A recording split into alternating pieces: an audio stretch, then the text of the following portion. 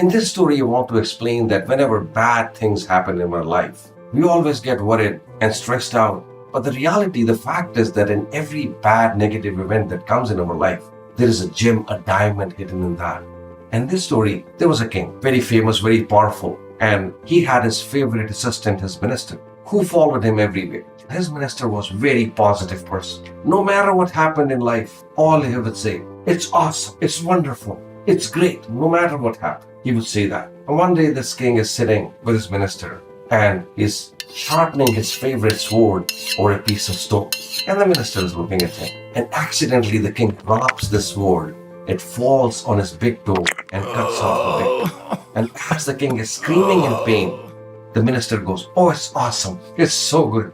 The king gets really furious. Usually he's appreciative of what the minister says. But now he's so angry. And he asks, what is good in this? Like my toe got cut off. And he's so upset, he's so mad, he called his soldiers, says, take this minister as a prisoner and put him into the prison for saying that it's awesome, it's good that my king's toe has been cut off accidentally. And as the soldiers come to arrest this minister, the minister again goes, oh, it's awesome, it's super good, it's really good. And the king says, what is good in this? You're being arrested, sent to the prison, and you're still saying it's awesome. He said, yes, my king, it's awesome. So he's taken to the prison. A few days later, when his toe is healed, one day the king decides that he's gonna go hunting. So he takes a few soldiers, gets on his horse, and goes into the forest. And of course, his horse is the fastest, and he's chasing a deer, and he leaves all the soldiers behind, going deep into the forest, can't see the deer. But he goes into the tribal area, those ferocious, dangerous tribe, and they come all around and take the king as a prisoner.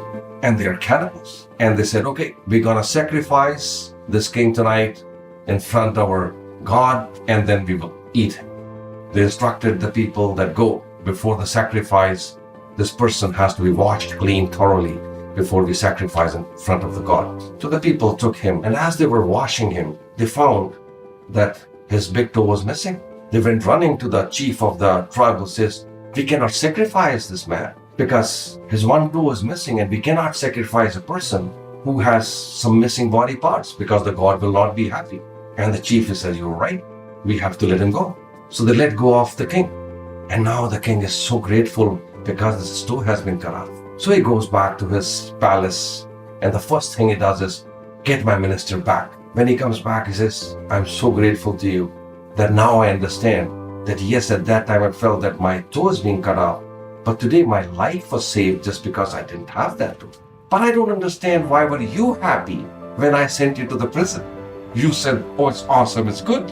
He said, my king, if you had not sent me as a prisoner into the prison, I would have accompanied you on the hunting trip, and my body is complete, and I would have been sacrificed instead of you. So my life is also saved because you sent me into the prison. And the king at that time understood, yes, today I understand that whenever bad thing happens, I'm not going to stress out. I'm going to look for that diamond, that gem that is hidden inside every negative event. I hope this explains something good that you can bring in your life. In this story, I want to explain to you the power of faith, how our faith can move mountains, change things in the world, and make those things happen in our lives that we really want. In this story, there's a man who's traveling, taking a flight to go to another city where he has to make a presentation. And as the plane takes off, he opens his laptop, starts working on his presentation. And as they're flying, they're close to the destination, the pilot all of a sudden announces that, attention, we have really bad weather coming up and we cannot fly any further. And we don't have enough fuel to go back, so we're going to have to land at a small airport of a small town nearby. And we have to wait for the weather to become better, and then we can refuel and continue our journey. So this plane lands at this small town airport. The passengers get out, go into the terminal, and this man rushes up to the airline crew and says, I have to be there at this city. I have to make a presentation. There are thousands of people waiting for me to listen to my presentation. I cannot be late. And he was told that this is beyond anybody's control. This is bad weather, and we cannot fly in this bad weather and put everybody's lives at risk and danger. So we'll have to wait it out. And as he was discussing, there is a stranger who walks up to this man and says, are you Dr. Smith? He says, yes, I am Dr. Smith.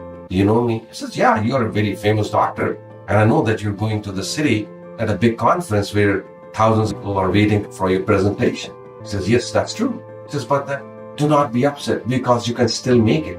Because that city is not very far now from here. You can still take a cab and still reach there in time. So Dr. Smith thanks this man, gets out, takes a cab. Just a few minutes later, this bad weather hits and it's pouring. And a few minutes later, the cab driver says, sir, we cannot drive any further because the weather is so bad that I cannot see even like 2 feet ahead of me.